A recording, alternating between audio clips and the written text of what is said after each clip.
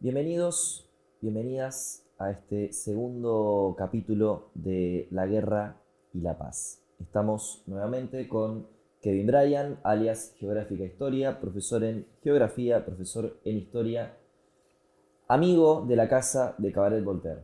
¿Cómo estás, Kevin? Bien, un placer como siempre, vamos retomando el ciclo que, bueno, bastante bien nos ha deparado en el primer capítulo, mucho material nos ha dado. Sí, por suerte sí. Hoy vamos a hablar de dos conflictos más, de los de la lista de la trampa de Tucídides, de ¿cómo se llama? Graham. Graham Allison. Graham es el nombre de pila. Graham y Ah, Allison. es la Allison es la Podría ser Allison Graham y sería mujer. O Graham Allison y es Exactamente. varón. Bien. Estamos en otros de los conflictos que señala Allison. Hoy vamos a ver la guerra franco-española La española. y Muy conocida como Guerra de los 30 años. la guerra de los 30 años que tanto le gusta al amigo Pablo Borda, que habla mucho, Especialista Pablo, perdóname si digo alguna cosa que no. especialista de la guerra de los 30 años. Y vamos a hablar también del conflicto anglo-neerlandés. Anglo-neerlandés, que bueno, también no es tan conocido, Mm. pero que vamos a ver como un poco en clave comparativa con el otro, va a ser también muy importante para entender el ascenso de una potencia, bueno, que va a tener mucha incidencia en la historia contemporánea. Mm. Todos conflictos, como les decíamos recién, enmarcados en la serie histórica que propone Graham Allison de la trampa de Tucídides. Si quieren saber más al respecto, hablamos bastante largo y tendido en el capítulo 1 sobre qué es la trampa de Tucídides. Sin demasiado más preámbulo, me gustaría iniciar con el primero de estos dos conflictos.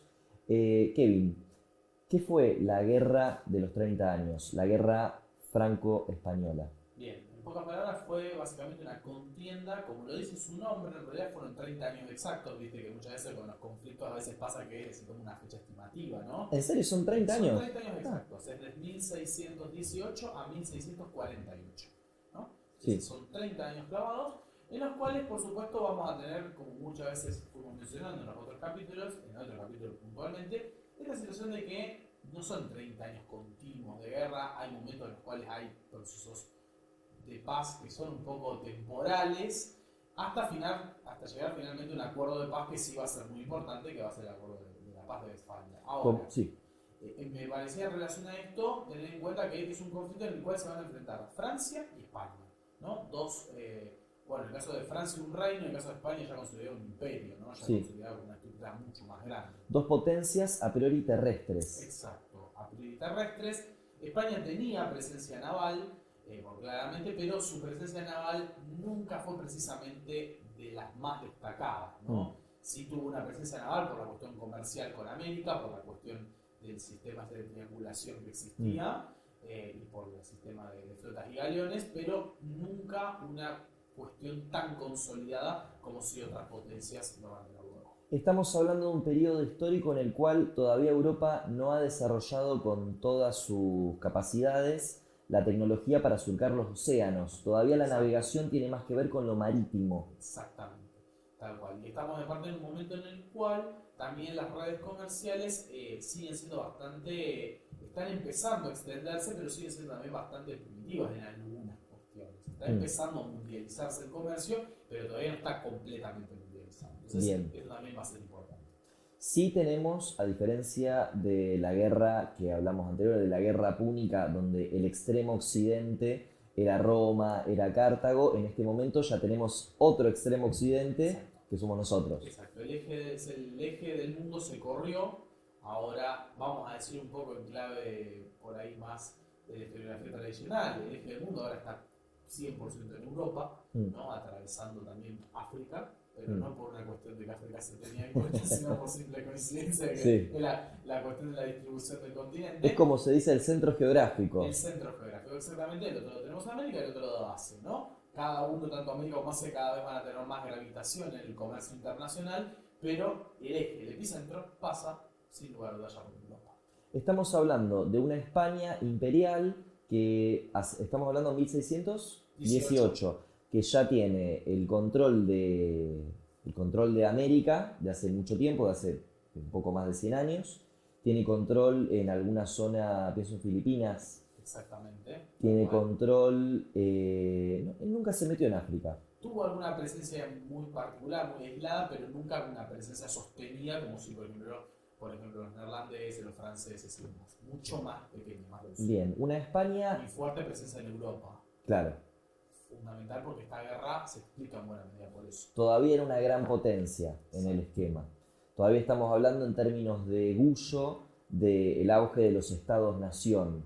Ese era el límite, el umbral de poder. El umbral de poder, exacto. Estamos en el umbral de poder de España, porque aparte, de alguna manera, es el tramo, ya habían muerto hace unos años, ¿no? Pero bueno, el esplendor de alguna manera de España está marcado siempre por el reinado de Felipe II, que fue de alguna manera esta tradición, esta frase tan conocida que se decía de que el sol no se ponía en el Imperio Español. En el Imperio Español, entonces, porque siempre había presencia en alguno de todos los continentes. Entonces, bueno, un poco esto también demuestra el poderío que tenía España en ese entonces, que ya efectivamente es, a mi entender, el primer gran imperio ultramarino de la historia.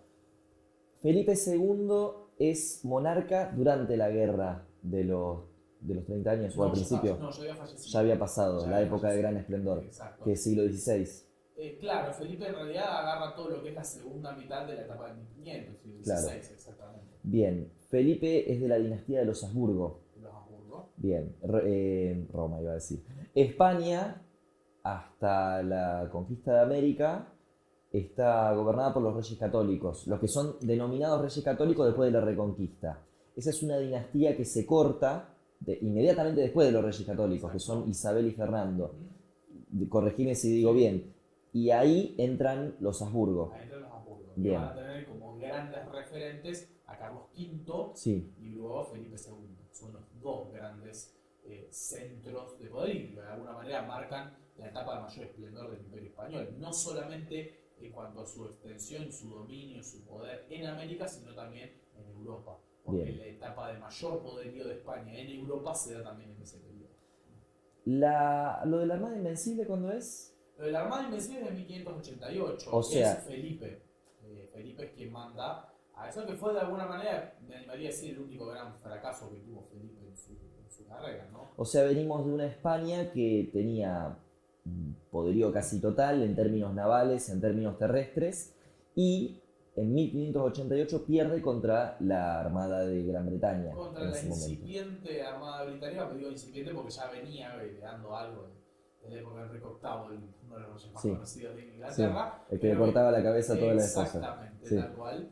Y que bueno, de alguna manera después se da toda esta continuación de distintos liderazgos y demás, pero Inglaterra todavía sin ser una potencia Sí. en términos concretos. España sí ya estaba súper consolidada. Bien. España, entonces, para saber cómo llega a la Guerra de los 30 años, viene de la conquista de América, del cambio de dinastía de los reyes católicos a los Habsburgo. De hecho, los reyes católicos son los que consolidan el Estado español, que unen Castilla con Aragón. Bien. Después tenemos los Habsburgo, que que van a estar todavía bastante tiempo. Esos son los que gobiernan. Y vienen de la gran derrota de la Armada Invencible en contra de Gran Bretaña. De Inglaterra. De Inglaterra. Porque Gran No de Gran Bretaña Bretaña porque, claro, todavía tenés no razón. existía. Tenés razón. Sí, siempre me corrijo Gran Bretaña, pero todavía no es un momento Ahí, para hablar de Gran tal Bretaña cual. todavía. En un ratito. Del Reino Unido. En un ratito, ya no En un más. Ya ratito no más en la empezamos. próxima guerra capaz que empezamos a hablar de eso. Bien. ¿Cómo llegamos a 1618? Bien. Bueno, vamos a hablar un poquito del contexto general, más allá de la cuestión interna de España, el contexto general en Europa. Sí, Primero, nosotros nos encontramos con un escenario de, más allá de la pugna que van a tener España como potencia hegemónica y del otro lado una potencia desafiante que va a ser Francia, nos vamos a encontrar con un escenario donde Europa está muy fragmentada en cuanto a su estructura política. Por ejemplo, una de las estructuras más importantes que existía en este periodo, que ya venía del periodo medieval en Europa, que era el Sacro Imperio Romano Germánico, esa estructura heredera del primer Reich. esa proto-Alemania. Esa proto-Alemania, de alguna manera, empezaba a fragmentarse en distintos estados, microestados y demás, cada vez más difíciles de controlar. Y de alguna manera también otro de los problemas que aparecen en este contexto son las guerras religiosas. Porque no nos olvidemos que unas décadas antes había aparecido Lutero y Lutero pateó el tablero completamente en ese sector. Claramente el luteranismo, posteriormente el calvinismo, son corrientes que van avanzando muy rápido. Entonces nos encontramos con un escenario donde el componente religioso va a estar también muy presente acá. Estamos hablando de un conflicto entre dos potencias a priori católicas. Católicas, exactamente. Bien. Acá todavía no estamos viendo una confrontación con potencias protestantes, sí lo que estamos viendo es una confrontación por el dominio y la gran bandera de la Iglesia Católica. A ver. Eso es uno de los conceptos más importantes, porque claramente la Iglesia Católica de alguna manera estaba muy bien representada o estaba muy asociada al norte de España como potencia sostenida. Sin embargo, tenemos que tener en cuenta que Francia era también católica y sin embargo que los referentes políticos más importantes de Francia van a estar directamente asociados a la Iglesia Católica. Entonces es una pugna por ver quién es la nueva cabeza de la parte católica, el sector católico de Europa. ¿Quién es la potencia católica? Exacto. ¿Quién es el monarca hacia 1618 de Francia?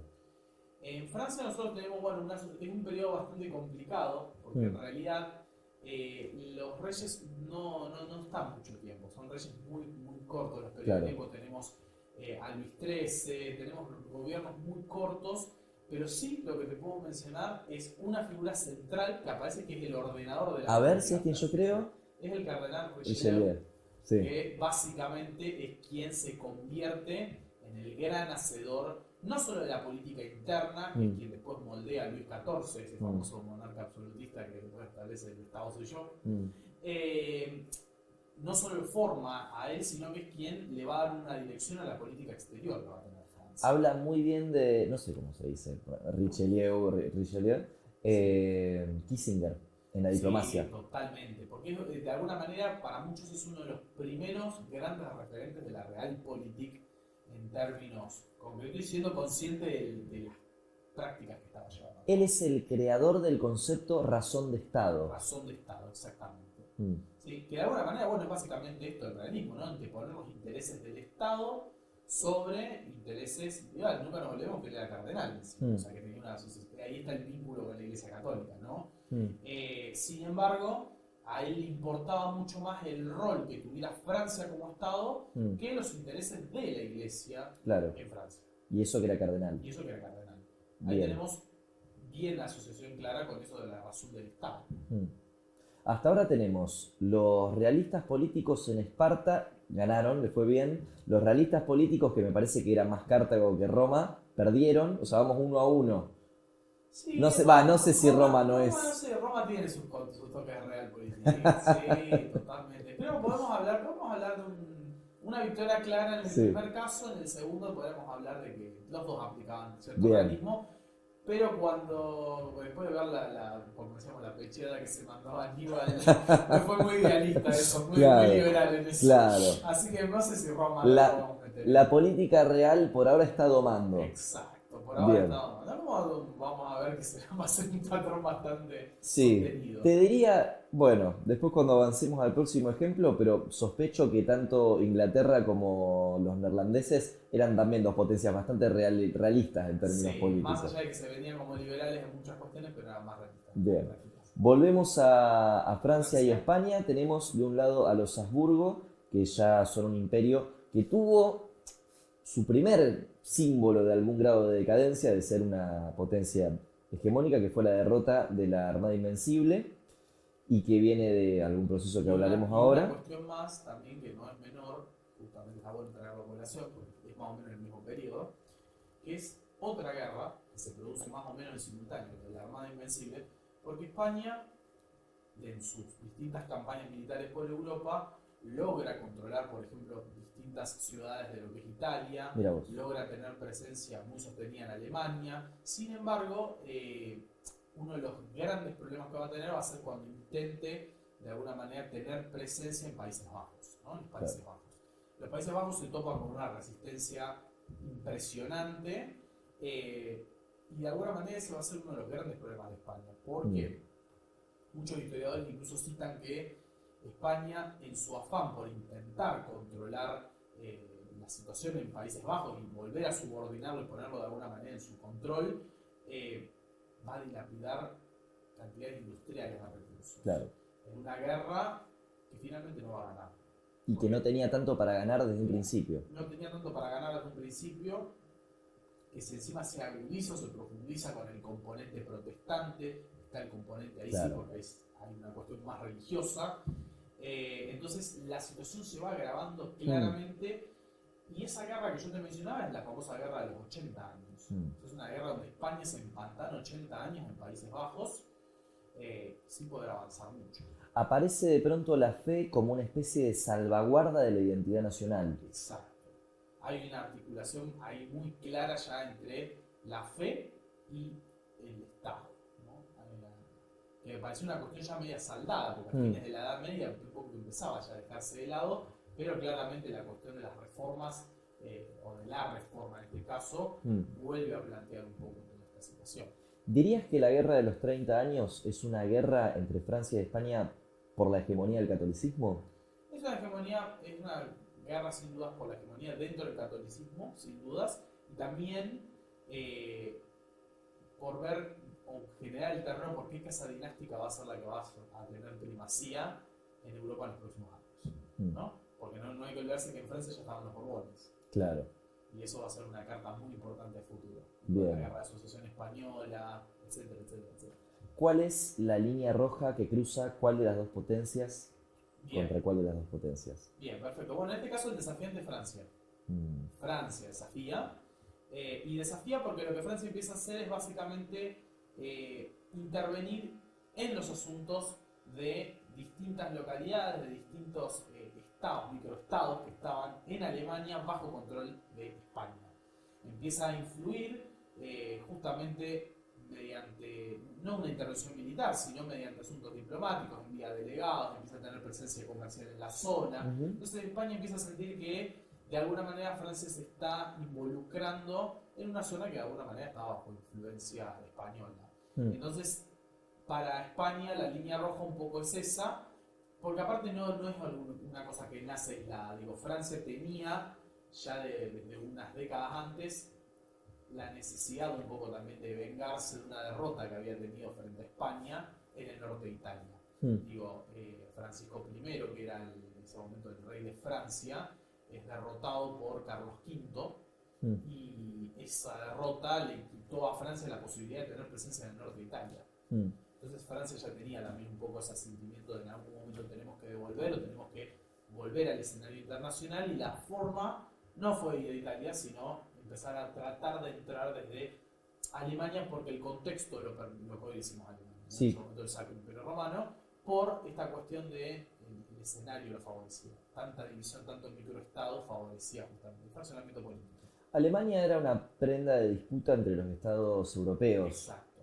Y no solamente me animaría a decir entre Francia y cosas, sino también otros estados más también. Bien. En el este tenemos otra presencia, hasta los otomanos buscaban tener presencia y llegar a esa zona. ¿Y cómo empiezan las hostilidades? Bueno, las hostilidades empiezan justamente por una reacción que España tiene. España comienza a movilizar sus efectivos. La guerra se traslada, se va a desarrollar en distintos lugares, no tiene un solo escenario. Podemos hablar del sector de los Pirineos, nuestra división tan marcada entre España y Francia. Por donde pasó Aníbal. No, ellos eran los Alpes. Ah, tenés razón. Así que, pero bueno, marcamos igual esta cuestión histórica también. Igual los Alpes, porque el norte de Italia también va a ser escenario después de algunas fricciones que se van a generar. El escenario se divide entonces en la zona de disputa de frontera entre Francia y España. Por el otro lado hablamos de una parte en el norte de Italia y otra parte en Alemania, ¿no? O sea, son tres frentes que existen. En los tres frentes España inicialmente comienza teniendo buenos resultados, pero rápidamente empieza a tener algunos problemas. Básicamente porque Francia lo que empieza a aplicar es esto que mencionábamos, ¿no? La famosa realpolitik, empieza a buscar aliados. Que tenía mucha más facilidad que España para conseguir aliados. ¿Por qué tenía más facilidad? Por el simple hecho de que, como toda potencia que está consolidada, en el caso de España, claro, siempre tiene muchos enemigos. Todos la quieren tumbar. Exactamente. Entonces para Francia fue mucho más fácil conseguir aliados.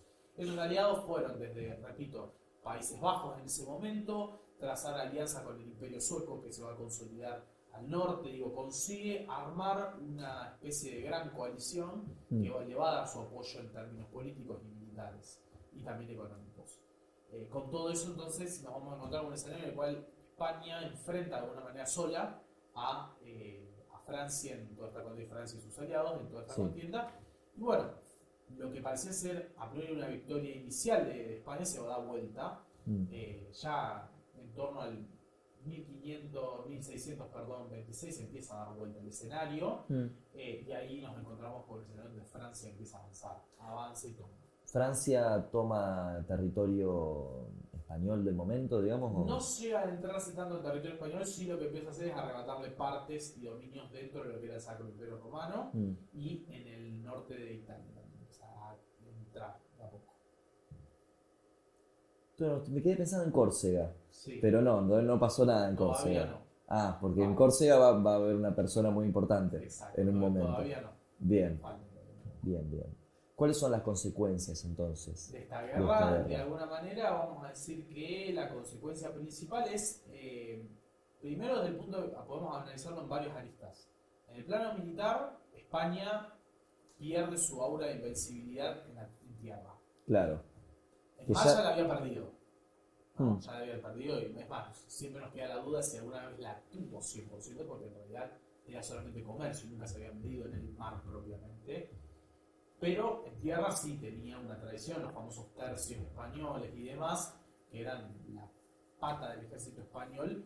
Bueno, sufren una derrota muy clara en la batalla de Rocroi, ese es el nombre de la batalla más importante de esta guerra, y de ahí en adelante se empieza a complicar la situación de la hegemonía española en tierra. Y me imagino para los Habsburgo también se complica la situación. Se complica la situación para los Habsburgo porque claramente los Borbones se van a robustecer en este escenario y con una Francia que efectivamente a partir de esta guerra le va a arrebatar el dominio de la hegemonía a España, por lo menos en Europa, sin lugar a dudas, nos vamos a encontrar con una Francia que cada vez va a empezar a tener más incidencia en los asuntos internos de España. De hecho, un poco también, además de por la religión, si uno lo quisiera pensar en términos así como muy macro, parece una guerra entre las dos potencias de la Europa continental, ni hablemos de Rusia, que hablaremos en otro momento, que se disputan el control terrestre. El control terrestre, exactamente, sí. O podríamos decir también el Mediterráneo. Sí, también. El sur, ¿no? Exactamente. El Imperio Otomano en el norte, pero no lo vamos a tener en esta consideración, hablamos por lo menos del Mediterráneo sur. Bien. Entonces, eso es uno de los componentes. Y una de las grandes consecuencias de esta guerra, sin lugar a dudas, es el acuerdo de paz que se alcanza, que es la paz de Westfalia. Esa paz de Westfalia que se firma en 1648, que es muy importante en todo sentido, histórico, hasta para entender las relaciones internacionales. ¿Por qué? Porque es el primer gran acuerdo de paz que se logra en la historia reciente, en la historia moderna, vamos a decir, y que tiene como gran componente que por primera vez se habla de Estado-Nación. Wow. Por primera vez se habla de Estado-Nación, se habla de soberanía y se habla de que la soberanía se ejerce sobre el territorio. Esos términos que por ahí para nosotros hoy parecen tan cotidianos, en ese momento no estaban muy claros. Acuérdate que no estaba muy claro dónde residía la soberanía, si residía en el monarca, si residía en una casa real. Bueno, ahora se plantea que la soberanía reside en el territorio. Hay un cambio muy importante. O sea, una cosa es el rey, otra cosa es el reino. Sí, exacto. Una cosa es pertenecer al rey de España, ser un o a la casa real. O a la casa real, y otra cosa es ser del país, del Estado. Exacto. Hay un componente diferencial muy importante en eso, que sin lugar a dudas tenemos que tener en cuenta. Por supuesto que acá un poco me gusta siempre jugar con esta cuestión de mencionar que se menciona el territorio, pero también se menciona la identidad de la población, se mencionan todo ese tipo de cuestiones que un poco forman esta definición moderna del Estado, ¿no? Cuando un autor argentino, Oslak, habla del Estado, habla del territorio, el Estado se conforma por el territorio, se conforma también por la población, se conforma por una burocracia que tiene que existir, una administración que tiene que existir, y por símbolos, los símbolos nacionales, que son los que cohesionan ideológica y culturalmente para generar ese Estado. Entonces, un poco todo eso se empieza definitivamente a formar con esta paz del Estado, sin lugar a dudas. Y ahí es donde vemos entonces este cambio tan importante con Francia, un poco empezando a marcar la línea de la decadencia española. Muy sutil, no pensemos en una decadencia profunda y demás, sino lenta, pero sostenida. Y con Francia, el ascenso. Hablamos de la paz de Westfalia recién. ¿Westfalia está bien dicho? Westfalia. Westfalia. Westfalia. Westfalia, está bien. Me queda picando. Un poco va a ser el primer gran antecedente del cambio de dinastía en España, me imagino. Como una gran consecuencia va a venir casi 50 años después, en 1700. Pero ya Francia le gana a España. Y empieza a tener un poco eso de que se va a empezar a involucrar en los asuntos internos.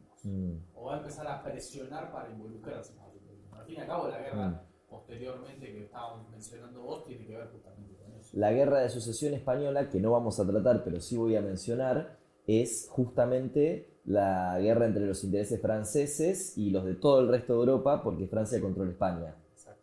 Bien. Creo que estamos en condiciones de pasar de conflicto. Estamos en condiciones de pasar de conflicto. Bien. ¿Qué fue, Kevin Bryan, Geográfica e Historia, la guerra anglo-neerlandesa? Bien.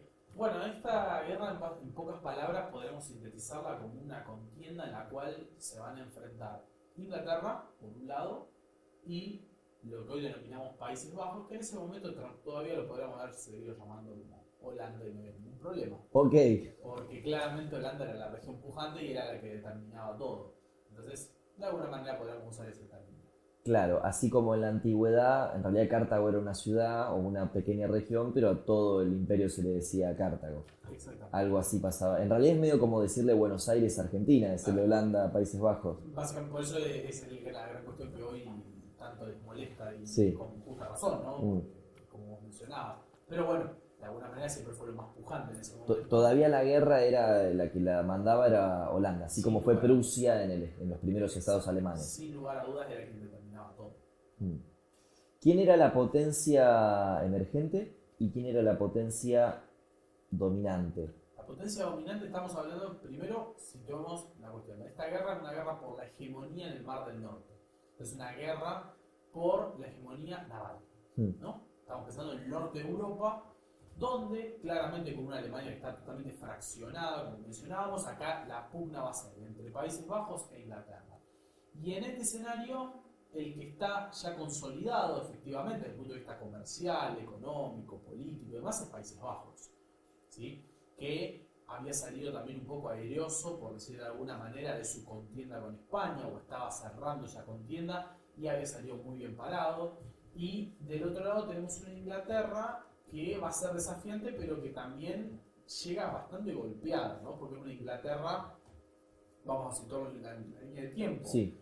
Porque eso también nos ayuda un poco a situarnos. Estamos hablando aproximadamente de 1652, o sea, ya la paz de Westfalia se había firmado. Sí. Por lo cual es un escenario en el cual Inglaterra se encuentra con un escenario donde está reorganizándose internamente. Recién nacido el sistema mundo. El sistema mundo es una Inglaterra que, sin ir muy lejos, para mencionar, 3 años antes había decapitado un rey, o sea, era un periodo de muchas convulsiones internas, Carlos I. Estamos hablando de Cromwell. Cromwell, es el Sí. periodo de Cromwell, exactamente. Porque ellos fueron los primeros que quisieron tener una república, un sistema más... La mancomunidad se le Sí. decía, porque el sistema que Cromwell tenía era la mancomunidad, que tenía un poco de eso, sin dudas. Y ahí viene la cuestión, bueno, bajo el liderazgo de Cromwell, Inglaterra está, de alguna manera, es una Inglaterra expansionista, ¿no? Con Cromwell, por ejemplo, Inglaterra logra recuperar el control sobre Irlanda. Cromwell no es rey. No es rey, no, es un, digamos, hoy digamos una especie de dictador. Claro. Es Sí. alguien que llega y que de alguna manera instala su propio proyecto político. En ese proyecto, por supuesto, que estaba la cuestión de desafiar y de tener presencia sostenida en el Mar del Norte. El Mar del Norte estaba controlado por los neerlandeses. ¿Cuándo dijimos que empezaba la guerra anglo-neerlandesa? Esta empieza en 1652. Perfecto. y se extiende con oscilaciones, porque hay 3 guerras anglo-neerlandesas, hasta que finaliza la tercera, que es la más importante, nos extendemos hasta 1674. O sea, tenemos unos 22 años de guerra, Sí. con oscilaciones, ¿no? Pero bueno, un poco la situación es esa a nivel político. Nos encontramos con una Inglaterra que, pese a sus debilidades, tiene un apetito, diríamos, expansionista, y la realidad en Países Bajos es distinta. Digo, es un Países Bajos que, desde el punto de vista comercial, está súper consolidado, porque ha fundado 2 grandes empresas, diríamos, porque al fin y al cabo, en términos actuales, diríamos que eran empresas, que era la Compañía de las Indias Orientales y la Compañía de las Indias Occidentales. Ellos hicieron todo lo que hizo Inglaterra y posteriormente Básicamente copió. Sí. Copió. Porque eso del sistema de Indias, de compañías y demás, eso es un sistema copiado. Los Países Bajos fueron Inglaterra antes que Inglaterra. Exacto. En todos sentidos. En el control del comercio, en el control del mar y en la formación de empresas o de corporaciones. Bien. Entonces estábamos hablando 1652, un Países Bajos que viene fortalecido de la guerra contra España, una Inglaterra que, bueno, un poco también, un destino un poco común, viene fortalecida de hace poco menos de 100 años, la Armada Invencible. Hablamos de 2 países que adoptan el protestantismo con características particulares, en el caso británico, pero una cuestión con protestante. Enrique Sí. VIII, que, bueno, El anglicanismo. ¿Y en Países Bajos? Protestantismo. No, el protestantismo tradicional, sí. Bien. Más con la línea más cercana a la línea luterana, no tan calvinista. Bien. Y el conflicto entre estas 2 potencias es por el control del Mar del Norte. ¿Cómo empieza el conflicto? Bueno, en líneas generales podríamos decir que este conflicto lo empieza Inglaterra. Desafía Inglaterra. Que es la potencia emergente. Es la potencia emergente. ¿Por qué? Porque Inglaterra lo que empieza a hacer es... no empieza el conflicto en el Mar del Norte, viene la cuestión. Ajá. Empieza el conflicto, ¿por qué? Porque empieza de manera clandestina, Inglaterra, lo vamos a decir de esta manera, Sí. a adentrarse en zonas comerciales que estaban controladas por los neerlandeses. Ok. Entonces, ¿en dónde? En América y en Asia. Empieza de alguna manera a llevar sus embarcaciones Sí. para comerciar, obvio. Países Bajos no creo que venga del todo al caso, Sí. pero Países Bajos es el único país al que se le permite comerciar con Japón. Ajá. Que Japón le permite tener una zona franca en la cual se pueden meter y pueden comerciar con Pueden ellos. comerciar con O sea, Países Bajos tuvo siempre miras en expandirse comercialmente en el mundo. Claro. ¿Cuáles son las 2 regiones donde Inglaterra le compite a Países Bajos? Le va a competir en lo que hoy denominamos como el sector de la costa de Estados Unidos, la costa norte, hablamos la del Atlántico puntualmente, Sí. esa. Ahí le va a competir por un lado y en el otro le va a competir en zonas de Asia, puntualmente hablamos de lo que es la Indonesia, en todo ese sector, donde ahí se ubicaba la corporación más importante que tenía Países Bajos, que era la de las Indias Orientales. Que, para ponerlo en fecha, muchos historiadores dicen que el capital que manejaba para la época la empresa de las Indias Orientales sería como si hoy juntáramos empresas como Amazon, Tesla, todas las grandes corporaciones del mundo actual darían como resultado eso. O sea, era una empresa que monopolizaba básicamente el comercio en Asia. De todo tipo. Especias, todo lo que era sedas, todo lo que tenía que ver con productos de lujo y personas. Esclavos.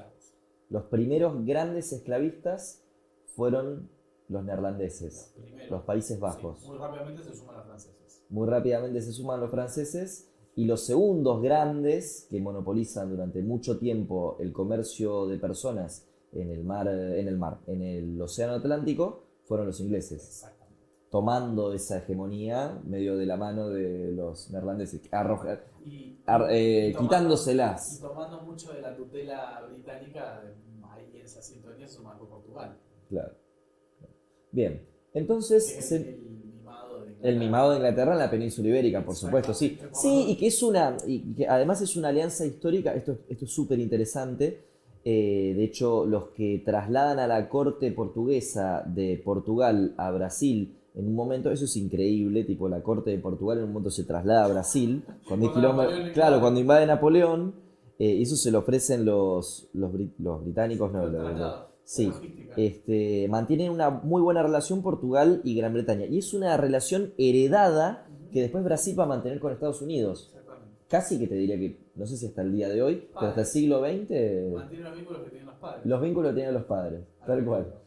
Bueno, retrotraemos, volvemos. Se mete Inglaterra en las zonas comerciales Exacto. de Países Bajos. ¿Y? Países Bajos empieza a responder. ¿Responde cómo? Porque responde con lo que es su propia flota cuando en ese momento, porque esta es una guerra claramente naval. O sea, es una guerra donde el componente terrestre va a ser mínimo. A diferencia de lo que habíamos mencionado con la guerra de los 30 años, que es fundamentalmente terrestre, esta es naval. Entonces, claramente hay una respuesta de Países Bajos. Inicialmente Países Bajos logra expulsar y logra retomar el control sobre esas zonas, porque al fin y al cabo eran zonas que buscaba controlar exclusivamente, y lo que en realidad quería Inglaterra, que acá va a aparecer uno de los grandes conceptos de la historia, lo que Inglaterra en realidad quería no era controlar la zona desde un punto de vista efectivo, sino que lo que quería era el famoso libre comercio.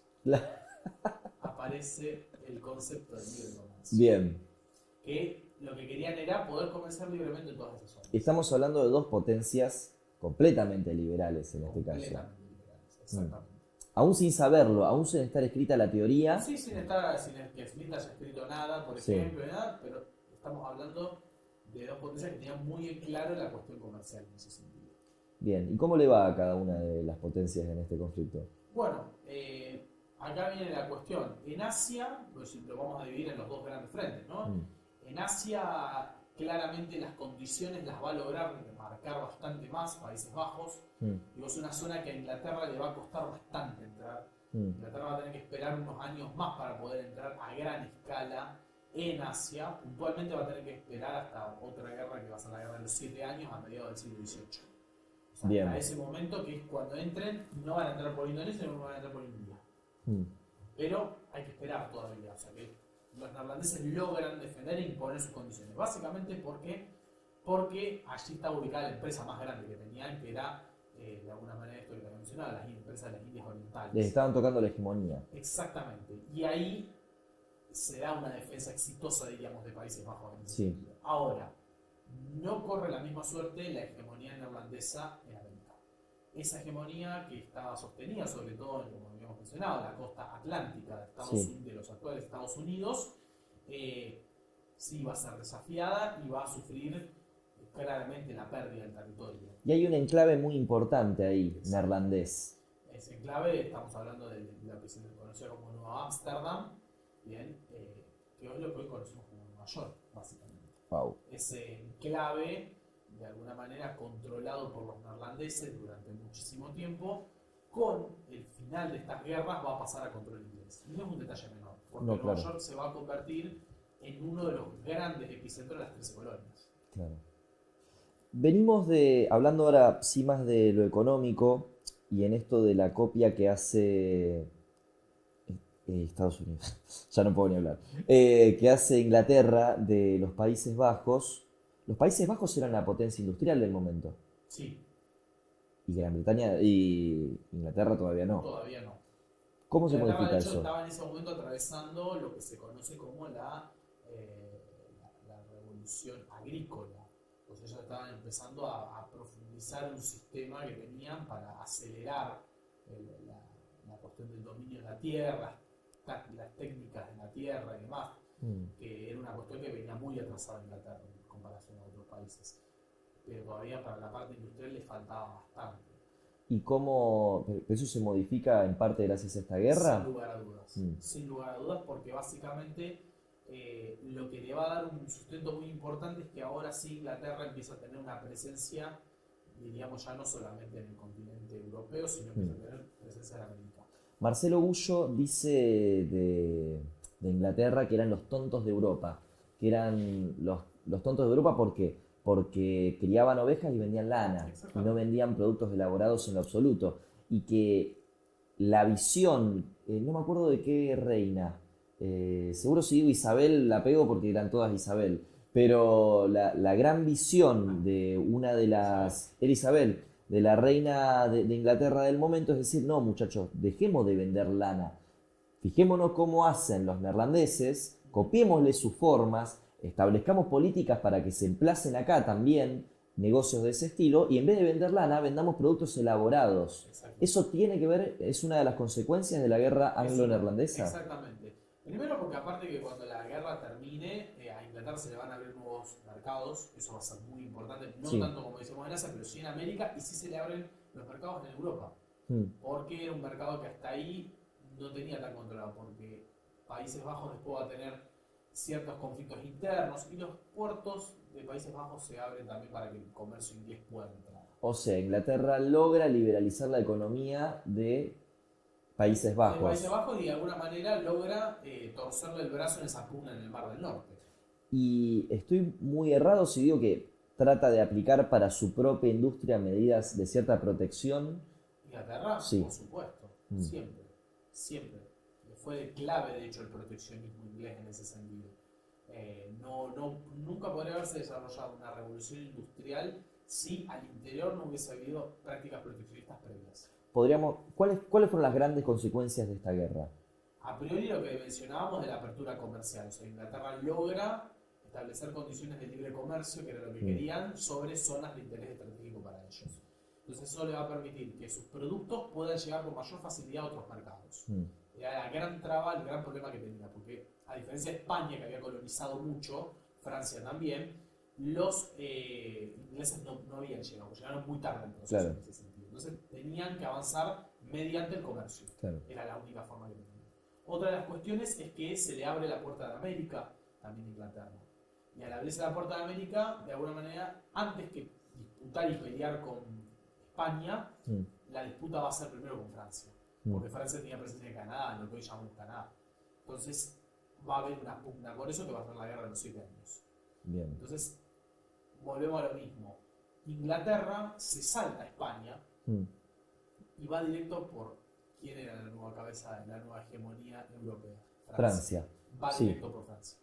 Se Bien. salta a España y va directo por Francia. Podríamos decir que a partir de la guerra de los ingleses y los neerlandeses se empiezan a dar las condiciones para que se consolide Inglaterra como potencia de cara al futuro en Europa. Se empieza a dar ese escenario de una potencia en ascenso. Un poco daría la sensación, si uno quisiera hacer como el cuentito, se resolvieron los problemas de las potencias de tierra y se resolvieron los problemas de las potencias de agua. El próximo paso lógico a pasar en la cantidad de años que sea pareciera ser que se disputen, bueno, ¿quién gana? Si la tierra o el agua. Exactamente, va a ser la gran cuestión central. Y ahora sí, interesante también, una potencia protestante Contra una potencia católica. Componente también central, la Europa mediterránea contra la Europa del Mar del Norte.